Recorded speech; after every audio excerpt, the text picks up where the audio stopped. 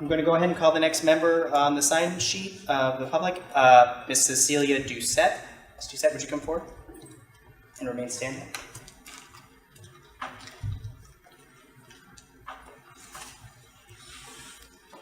Could you state and spell your name for the record, ma'am? Cece Doucette, C-E-C-E-L-I-A, Doucette, D-O-U-C-E-T-T-E. And could you raise your right hand, please? Do you swear or affirm that the testimony you're about to give is the truth, ma'am? I do. Thank you. You may proceed. Thank you.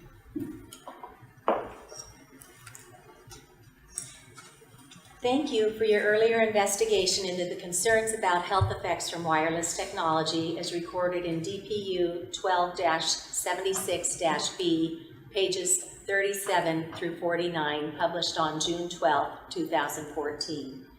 There have been many changes that have occurred across the world since then, and I appreciate this opportunity to update you with a refresher on how the FCC public radiation limits were set, new science concluding wireless radiation is biologically hazardous at non-thermal levels, current federal priorities and investigations, state-level advances, legal and financial risks, and solutions for safe technology. Based on the new facts that I will present, I hope you will agree it is not in the best interest of Massachusetts ratepayers to pay to have toxic wireless radiation-emitting utility electric meters installed on our homes, schools, and places of work. And this will also apply to any other wireless technology that the DPU is considering, from water meters to gas meters to solar inverters, and the upcoming 5G to enable the Internet of Things. Nor is it in the best interest of ratepayers to pay to have wireless communication facilities, or WCFs, mounted by the utility and telecommunications companies on or near residencies, schools, healthcare facilities, parks, and other properties where the public spends its time.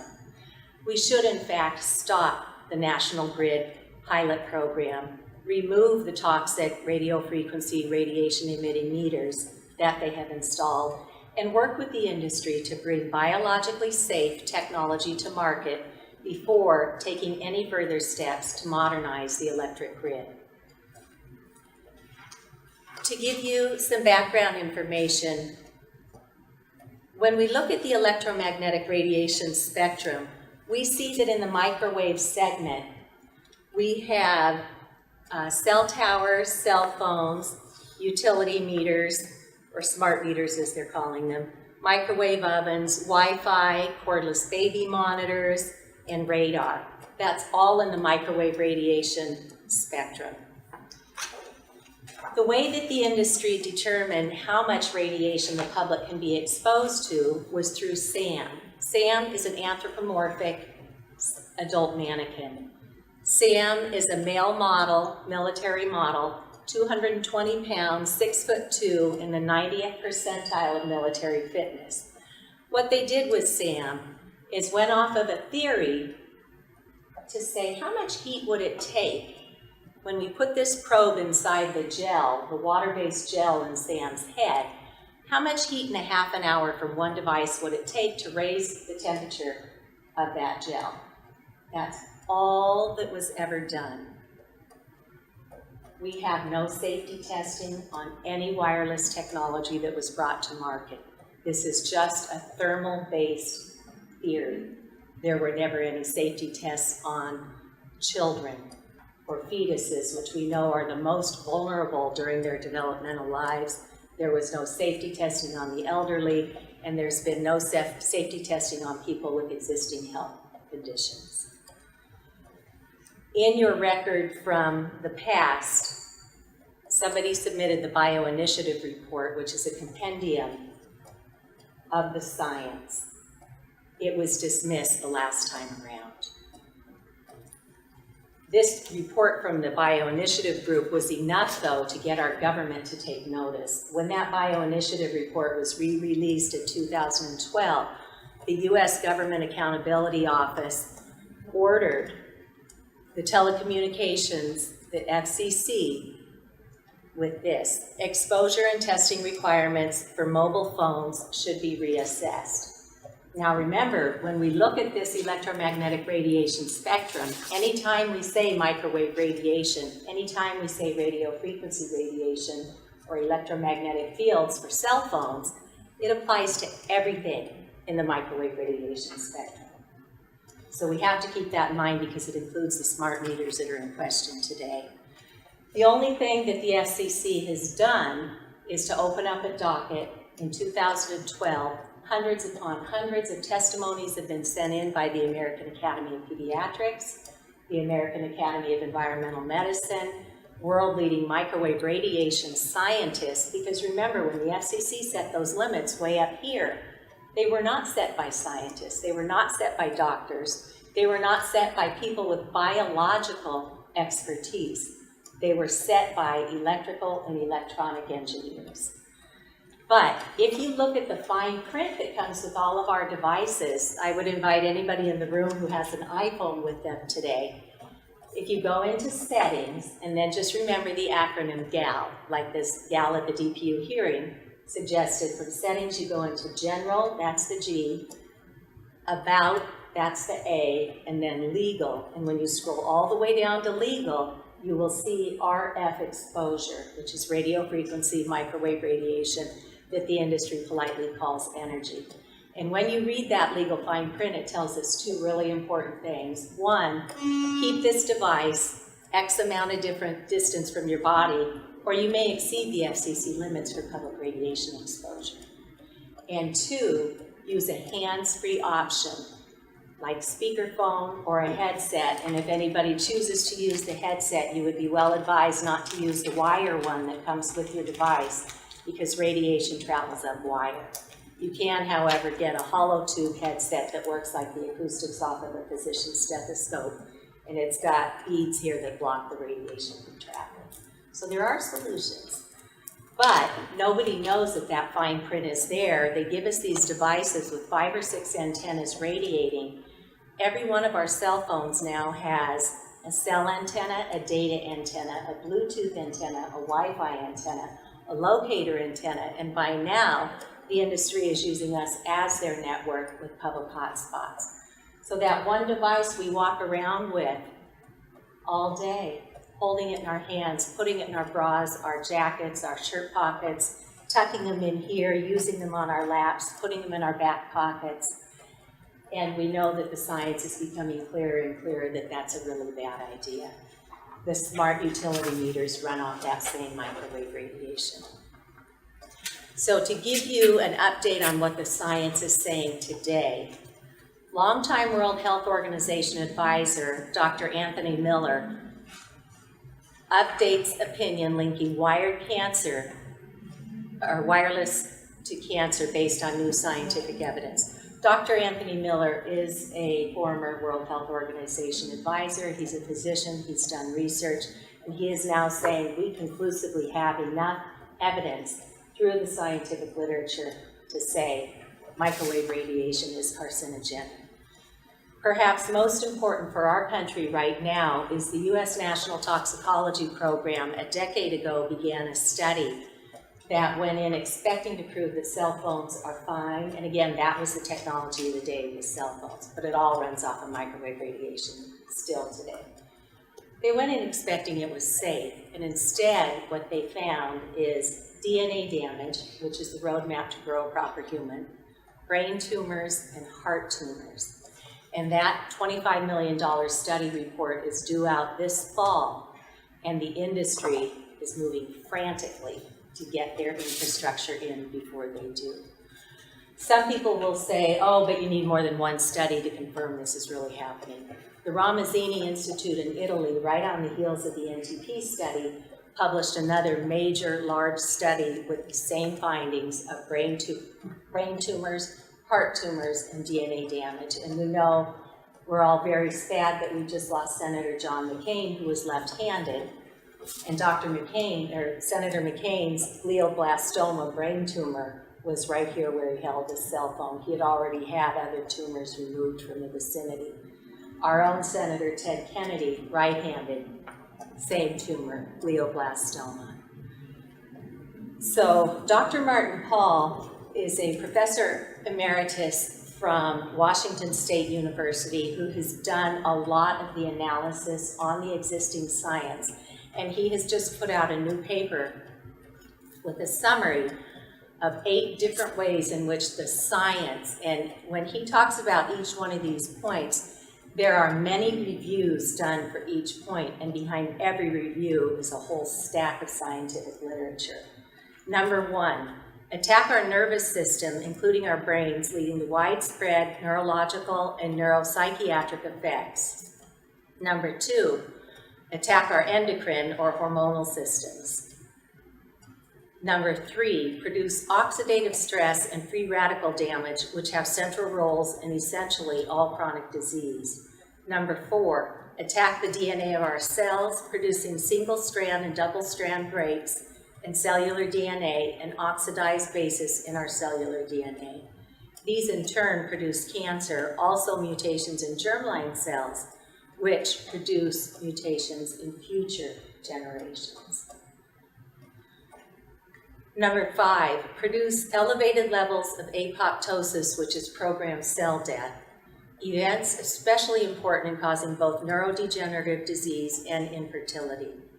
Number 6, lower male and female infertility, lower sex hormones, lower libido, and increased levels of spontaneous abortion. Number 7, produce excessive intracellular calcium and excessive calcium signaling. Number 8, attack the cells of our bodies to cause cancer. So the science is very clear today. We should not be putting radio frequency radiation emitting devices on our homes or in our homes. And I mentioned earlier that the IEEE, the Professional Association for the International Electrical and Electronic Engineers, they help to inform those FCCs. We don't even have standards, they're just guidelines. They helped to inform those back in the 90s. They're now saying that there are biological effects from microwave radiation, radio frequency radiation. And in their issue that's coming out for September, October in IEEE Microwave Magazine, clear evidence of cell phone RF radiation cancer leak. So even the ones who told the FCC what they thought might work with a thermal effect are now conceding we have great risk at the non-thermal level. So that's a summary of the science. What we have now is an industry that knows that this is coming, and they are pushing frantically to get their infrastructure in before the rest of us find out. At the federal level, there are more than 50 bills being put forth by the FCC and the industry to take away home rule from our municipalities, to say if or where we may even want any of this new technology. They want to take away home rule so that they can put infrastructure in now for 5G and the Internet of Things. So remember that spectrum chart I showed? We have used up the good spectrum with 3G and 4G technology. What's left is this crummy end of millimeter waves. These are short little waves, right? So they can't carry very much data very fast or very far. So what the industry would like to do is add to the existing infrastructure that we've got now. So in addition to all the cell towers we see around now, they would still use that as an integral part of 5G, but it can't carry the data and it can't go through buildings as well as 3 and 4G do. So the industry wants to put antennas on poles in the public access way every 2 to 12 houses inside our neighborhoods, right at bedroom level. And our scientists are just beside themselves because they know this is just going to be the biggest public health crisis that our world has ever known. And so 5G, we all need to come up to speed with very quickly. And as Ms. Johnson indicated, the industry has known about this. In 2015, subsequent to your last reporting, in 2015, Harvard's Law School Center for Ethics put out a report called Captured Agency, how the Federal Communications Commission is dominated by the industries it presumably regulates. And it chronicles just at what point our industry leaders knew about this. way back in the 1990s. Instead of invoking the precautionary principle when their own scientists found cancer and especially harm to children, they did not invoke the precautionary principle and protect the public. As she indicated, their interests are financial. So they lobbied heavily and got the Telecom Act passed in Section 704, which they hope to keep people from complaining of any ill health from microwave radiation emissions. This spring in 2018, The Nation, which I understand is our country's oldest magazine, put out an investigative report called How Big Wireless Made Us Think That Cell Phones Are Safe, a special investigation, the disinformation campaign, and massive radiation increase behind the 5G rollout. So the industry has known, but they are not a health board with the FCC. The programs that were investigating non-thermal effects were defunded when the Telecom Act was passed, and the industry has been allowed to put this technology out there for the public at levels this high when the biological effects are showing harm way down here. In 2000 even, the parent company of our T-Mobile, the T-Mobile company in Germany, commissioned a report called Mobile Telecommunications and Health, Review of the Current Scientific Research in View of Precautionary Health Protection. And when they didn't like what the scientists were telling them, they too buried the evidence of harm. But we are just at one point in time, and I would like to think that if we all do what we are morally obliged to do and learn about this, protect the public, and come up with the industry with safer solutions for accessing technology, we can continue to advance, we can move ahead. But by putting out more wireless technology at a point in history when we know it is extremely biologically hazardous is ill-advised. The state of California wrote a public health fact sheet about cell phones over a decade, well, in 2009. It was suppressed, and it took a lawsuit by Dr. Joel Moskowitz at the University of California, Berkeley, to get this released. It finally came out to the public last December. And it says we have got to protect ourselves, and we've got to protect especially our children. The International Association of Firefighters have already banded together and said no more cell towers, no more wireless technology on our facilities. Out in Santa Barbara, the firefighters who had been serving this community for decades were going out to calls and couldn't remember where they were going, and they know those streets like the back of their hands. It causes great cognitive impairment, and the International Association of Firefighters will not allow this technology on their property. I think the public deserves the same protections. In Maryland, they examined this issue, and about a year and a half ago, they became the first Department of Public Health to recommend only hard wiring in our schools because our children are among the most vulnerable and they should not be exposed to toxic wireless radiation. Here in Massachusetts, Ashland Public Schools has become the first in the United States to begin addressing Wi-Fi in particular in our schools and taking actual precautionary measures. It says to turn off the devices when not in use, turn off the Wi-Fi, because right now in this room, we have 3 access points pulsing microwave radiation, and that should not be emitted in our classrooms and our hallways at school for the children to absorb that. And I know it, for many of you, if this is the first time you're hearing about this issue, it's a lot to get your mind around. But sometimes getting an audio or a visual is helpful. This is a microwave radiation detection meter. It's about a $400 device.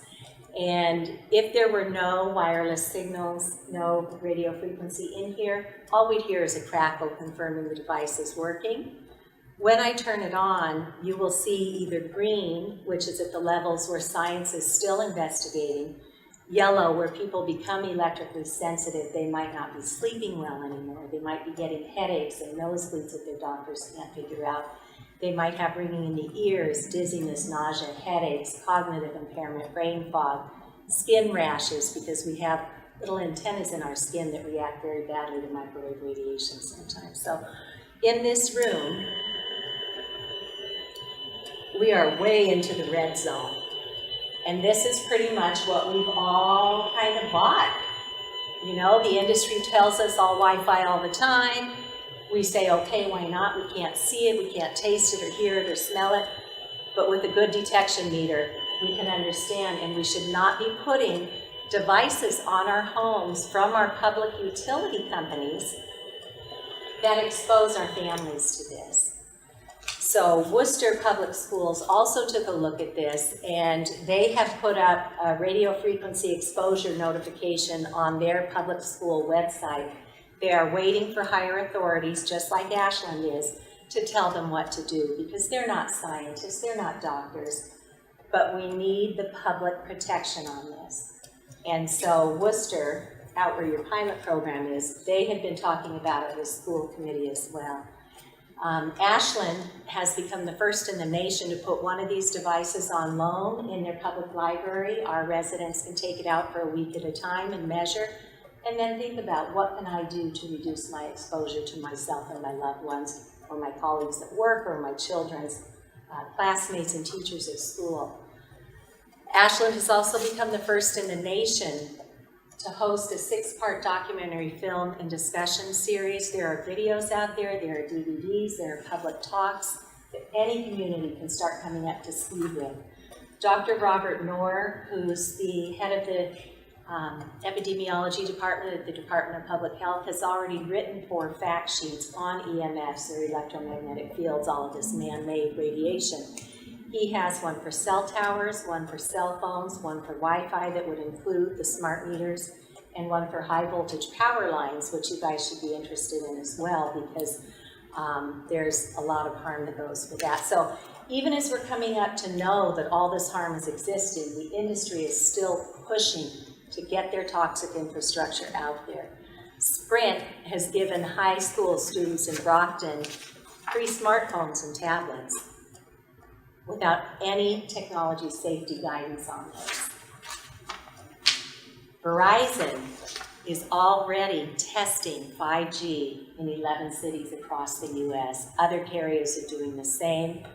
Both Brockton, no coincidence there with Sprint, both Brockton and Natick are now test cities for 5G technology.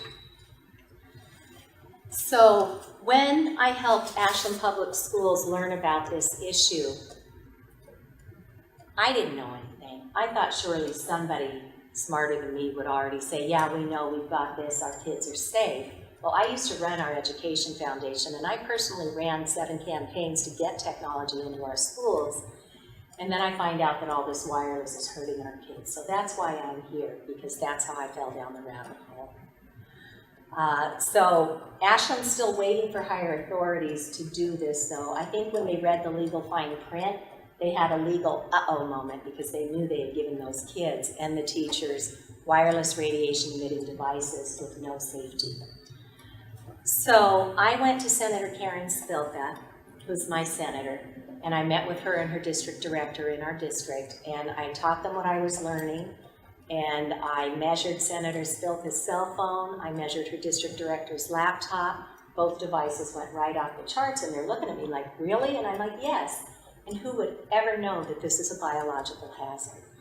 So Senator Spilka put me with a lawyer in her office, and together we crafted a very simple bill that says, let's get the right minds to the table at the state level. Look at the non-industry funded science, because we know in big tobacco fashion, as Harvard's captured agency report indicates, the industry will do its own studies under limited conditions that will show no evidence of harm. Well, no evidence of harm is never the same thing as safe, and just because the industry does one study over here, it does not cancel out the peer-reviewed independent science over here. So we need to understand the games that sometimes the big tobacco playbook would have us engage in. So Senator Spilka introduced a bill for me last session. The Joint Committee on Public Health received testimony from all over the world and from within the state, and they reported that bill out favorably. It was introduced under my name. At the next stage of the legislative process, it was bundled with a whole bunch of other bills that were put into a lot that did not progress. This session, though, Senator Spilka introduced the bill again as a resolve to try and get this commission put together to address this. And she did it under her own name this time. So Senator Spilk is directly sponsoring that bill. You may also be aware that Senator Michael Moore this session introduced another bill, Senate Bill 1864, an act relative to utilities, smart meters, and ratepayer rights. That would give the Commonwealth the right to choose whether or not they even want to have a microwave radiation emitting device on their home, and to not be penalized if they choose to stick with their old reliable analog meter. Those old meters with just the dials, they last 30, 40 years.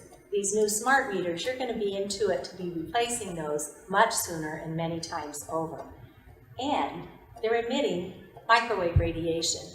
So as a first step, Senator Moore wanted to give people the right to choose whether or not they want to retain their their analog meter and not have wireless.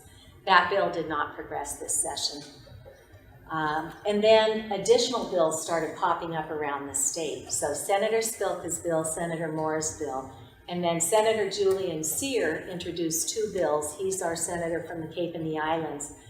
Out in Berkeley, California, they wanted to give people the right to know. They wrote an ordinance that Harvard's Professor Lessig, Larry Lessig, defended pro bono. He helped them write this. The industry came and sued 3 times. The industry lost 3 times.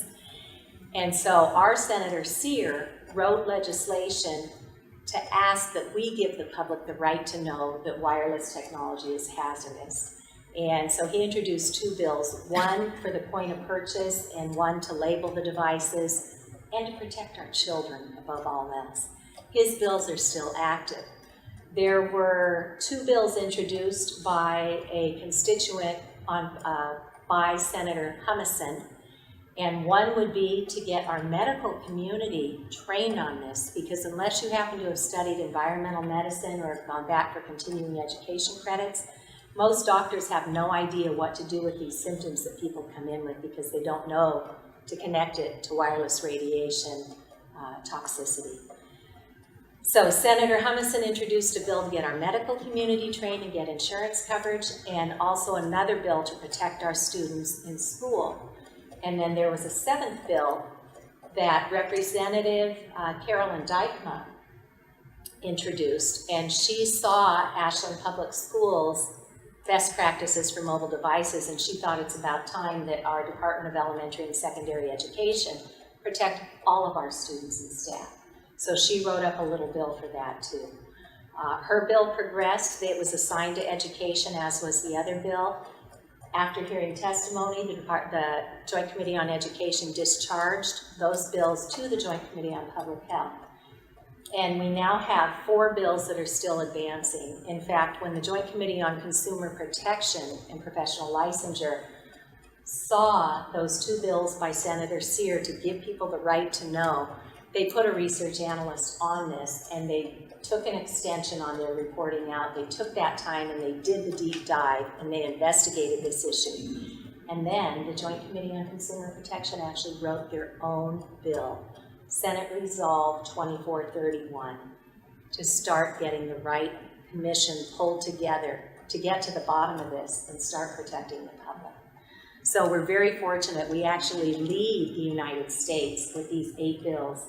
And there's actually a 9th one that pertains to extremely low frequencies, and that is by Rep. Linsky out of Natick, because he has a cancer cluster out there under the high voltage power lines, which is another form of man-made radiation.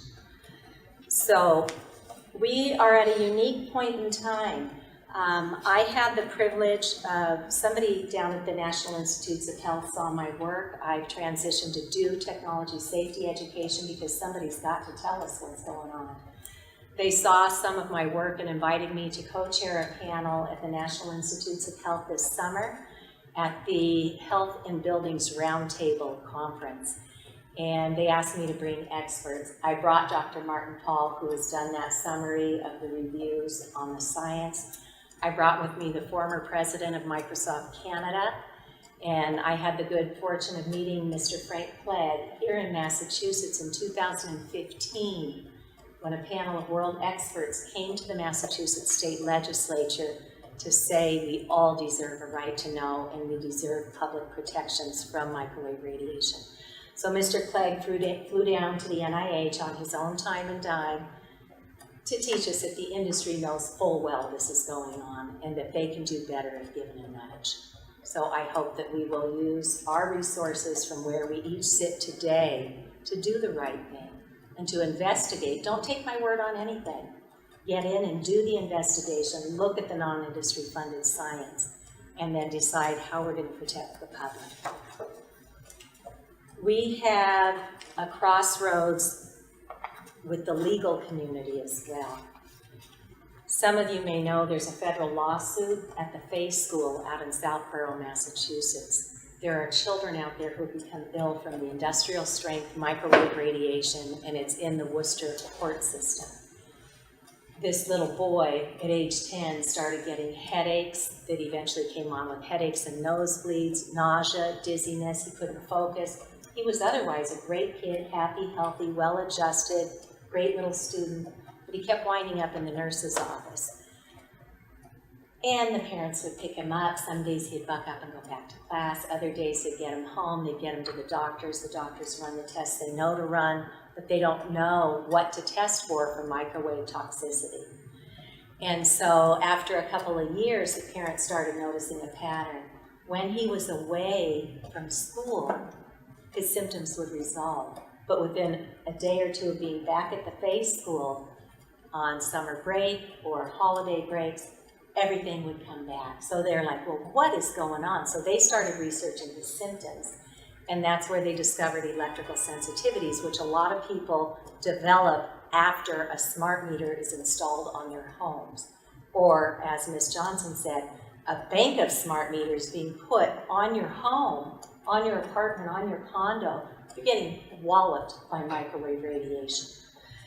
So there is this federal lawsuit in Massachusetts at the Fay School.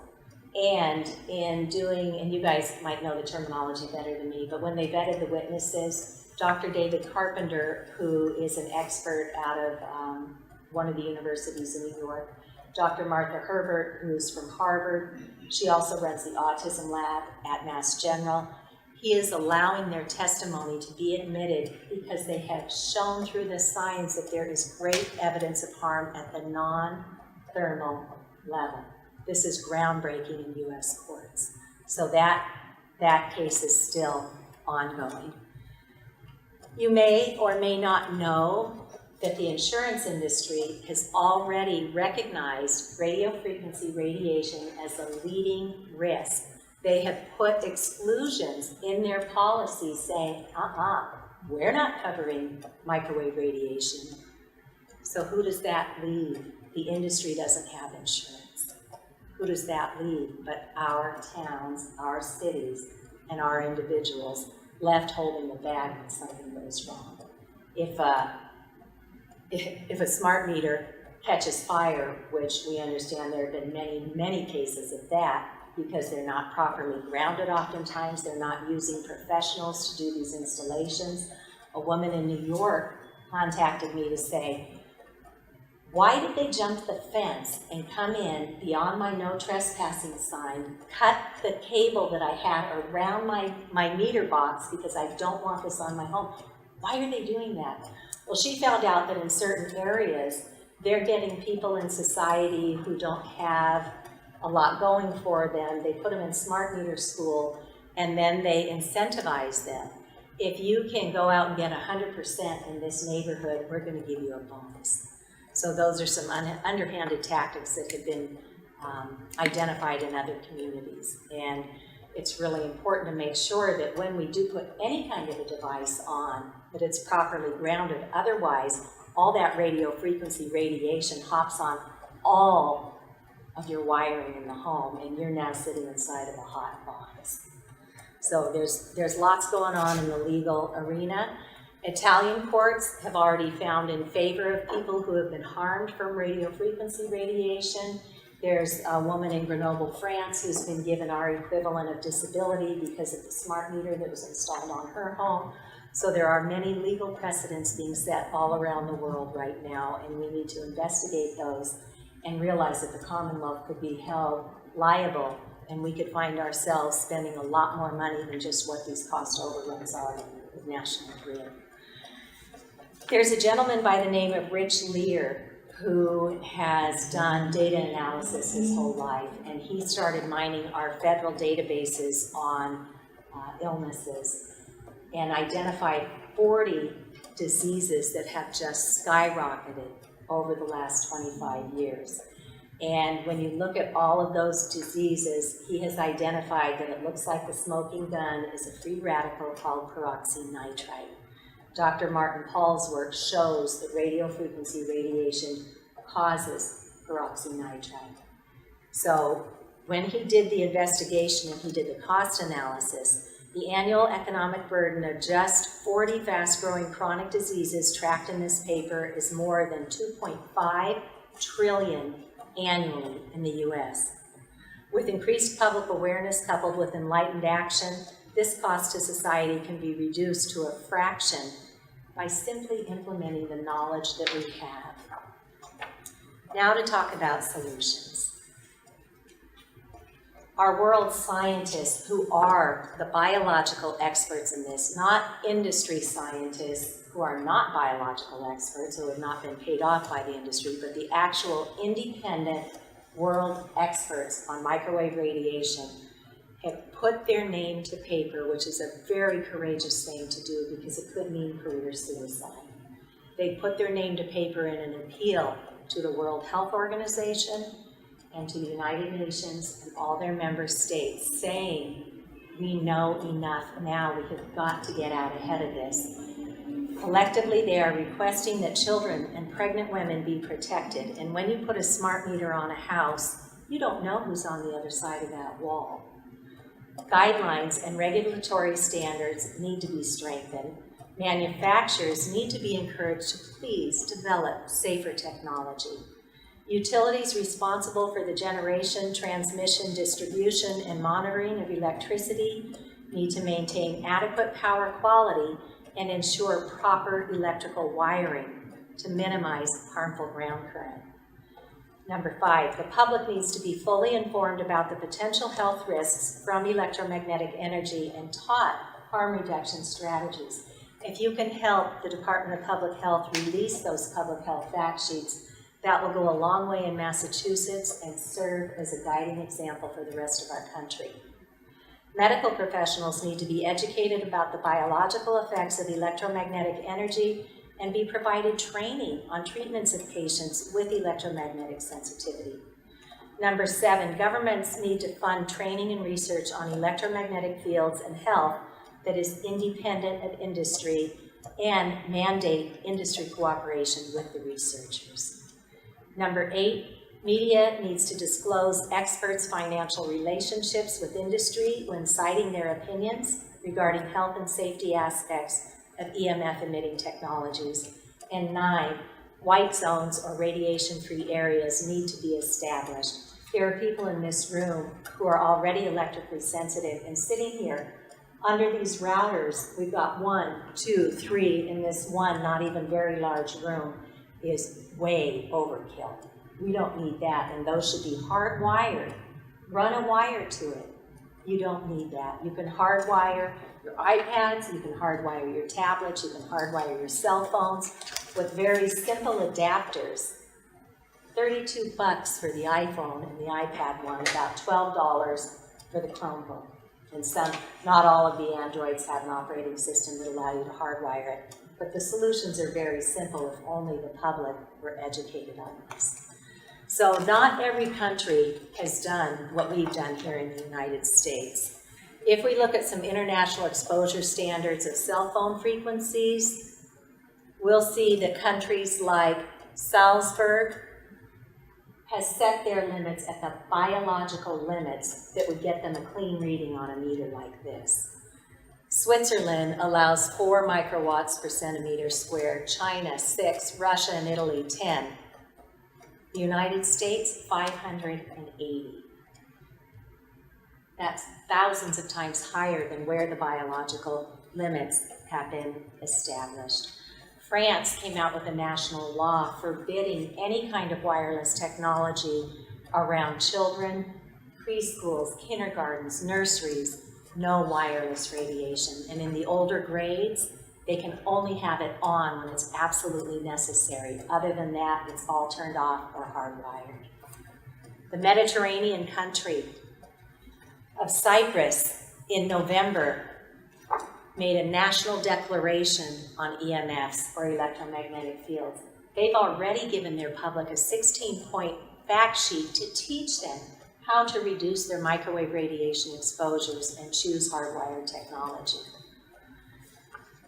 The United States Access Board for years has already recognized electrical sensitivities. So we don't have to decide for ourselves whether these things exist or not. They exist. The public just simply has been kept in the dark about all of this by industry. So as admirable as it is, the National Grid allows people to opt out with this form, it's not enough. We should have never put, without informed consent, microwave radiation emitting toxic meters on the homes and businesses of the poor, unsuspecting people of Worcester. And I might also add, I was just asked to join a meeting with Congressman Jim McGovern out in Amherst, where a woman who's developed electrical sensitivities can't stay in her house if they don't get that smart meter off of her home. And she gets her service through another one of the energy companies who will not take it off. They said, oh, we'll move it around your property, but she's still going to get microwave radiation. And she's brought in building biologists, and she has the data to show that that has hopped the wires in her house, and now her whole house is just emanating microwave radiation. So this issue is very real. It's very much happening right now. Even just with the knowledge that I've given today, some people may go home and say, well, gosh, I'm going to get rid of that decked cordless phone that's sitting next to my nightstand because it's like a little cell tower in my own home. I'm going to turn off the router tonight.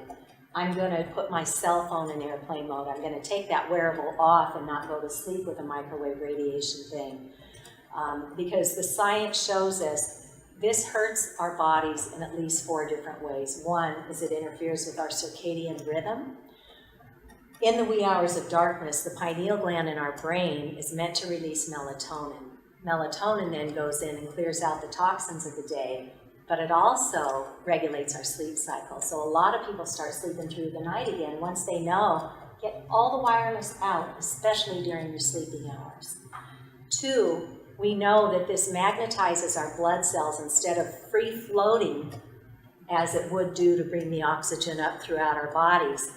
This is causing a Rolo effect where it causes our blood cells to stack up like a roll of coins, and then that can't go where it needs to go, so people start getting headaches or nausea because it affects so many different parts of our bodies.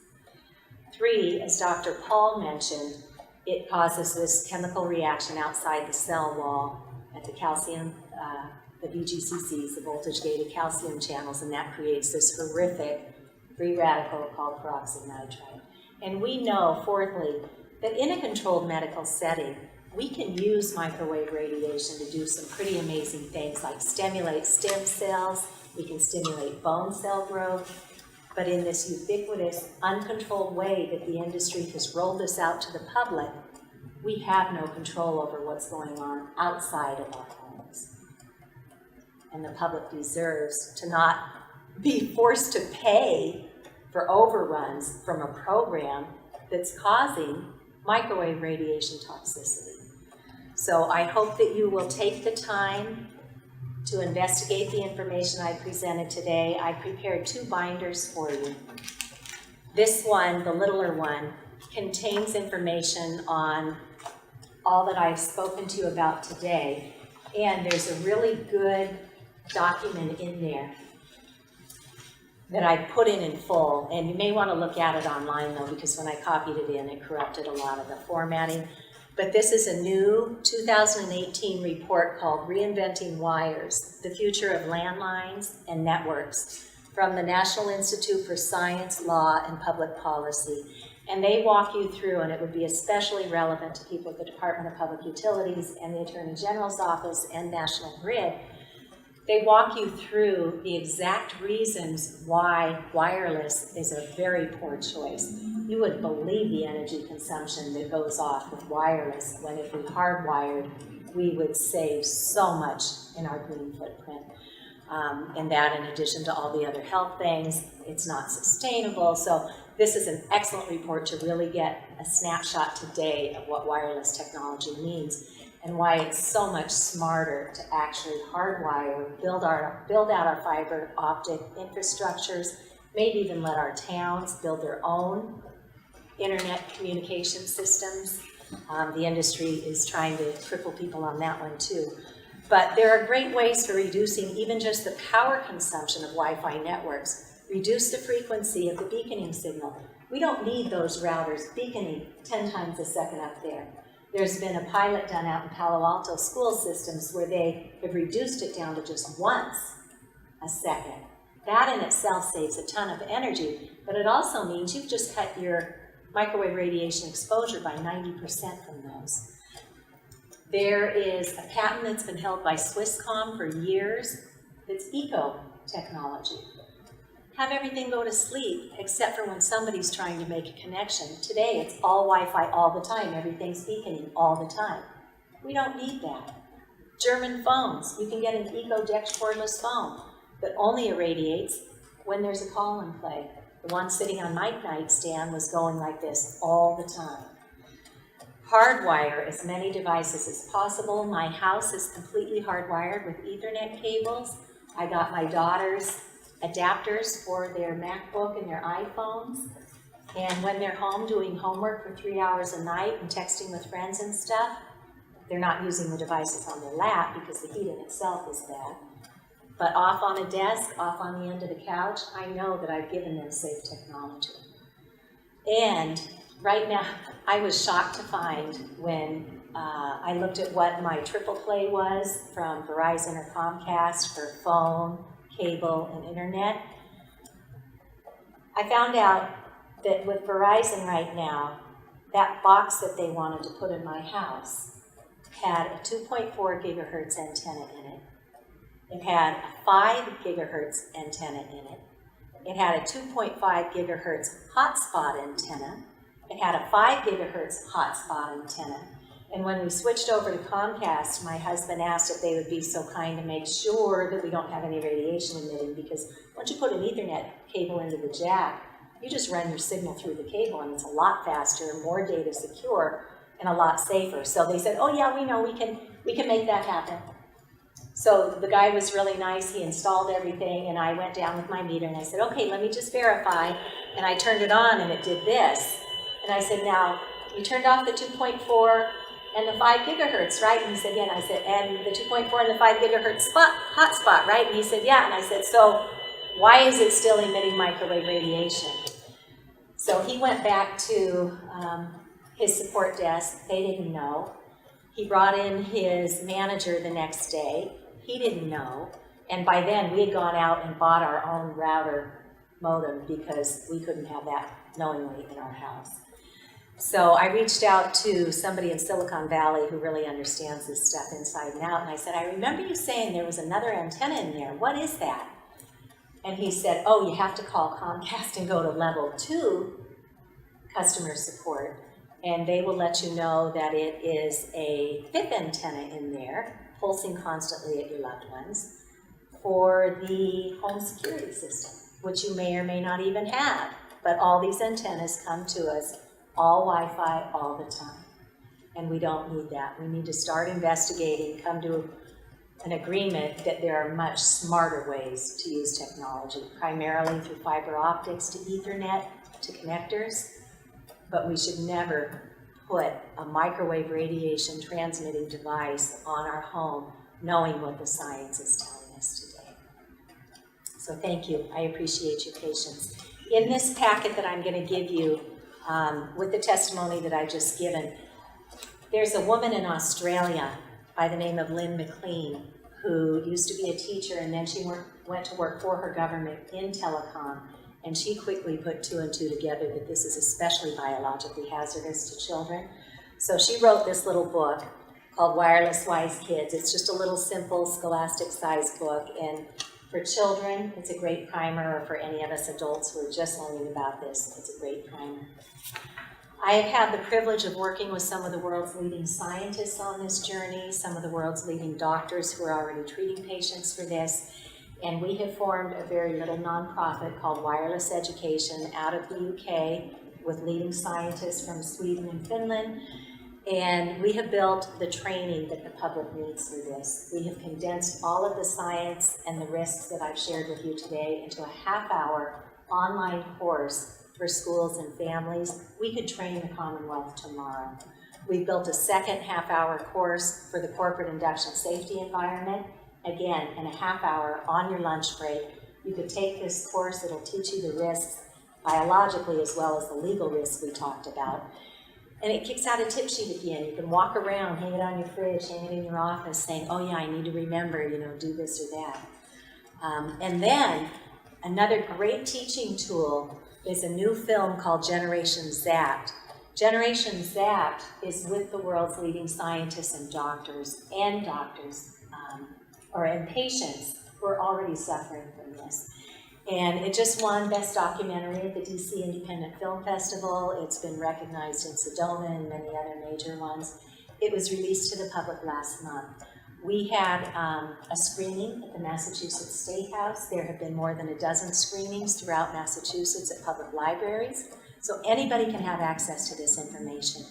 And actually, the producer was very gracious to let us run it on a continuous loop down at that 2-day conference at the National Institutes of Health. So word is getting out. It would be foolish of us to invest any more finance into what's being called a smart grid when we know it's not smart at all. It's in fact very biologically hazardous, and we should not ask ratepayers to pay for that when they never consented to having biologically hazardous technology imposed upon their homes. So the press release that was originally done when we only had 7 bills in the legislature is part of this packet. Every time I go out to present, I hear the same thing. Well, the FCC says it's fine. Well, now we know how to respond to that. They'll say, with the inverse square law of physics, if you have distance, you're safe. Well, if you have a sniper on that building, guess what? He's still going to get us in here. And all those microwave radiation signals coming from the outside are still getting us in here. So distance is smart for sure. Don't put that cell phone in your bra or your pocket. Don't stick it in your abdomen or your backside. But there has never been a safe level of microwave radiation identified. So I prepared 3 sets of these for your office, 1 for you, 2 for the public. I prepared 1 for you, and if you'd like, I'll give you 1 too. Well, it's a matter of course. Something that's provided to one party should be provided. Okay. So that's in this littler binder. What I've done in the other binder is printed out for you many of the testimonies that were sent in for the Massachusetts bills. And I have categorized them. I've given a copy of the bills themselves so you can read them in there. We've got testimony from leading world scientists. We've got testimony from industry whistleblowers and engineers. We have healthcare professionals, educators, global citizens, US citizens, and Massachusetts residents. So I hope you'll all take this to heart, take the time to do your investigation. I know I've already met with Elizabeth Hurley out in Worcester in the Attorney General's office. I was able to give Maura Healy a bit of information on this. She has connected me with the Boston office, but we have yet to actually have a meeting. So I'd be very grateful if I could come in and meet with the Attorney General's office. And I would certainly be grateful to meet with National Grid because there are many solutions out there, but imposing a utility smart meter on our homes, be it electric, gas, water, solar, is a really bad idea. Thank you very much for your time. Thank you, Cece. If you want to, wherever you would like to leave those, that'd be fine.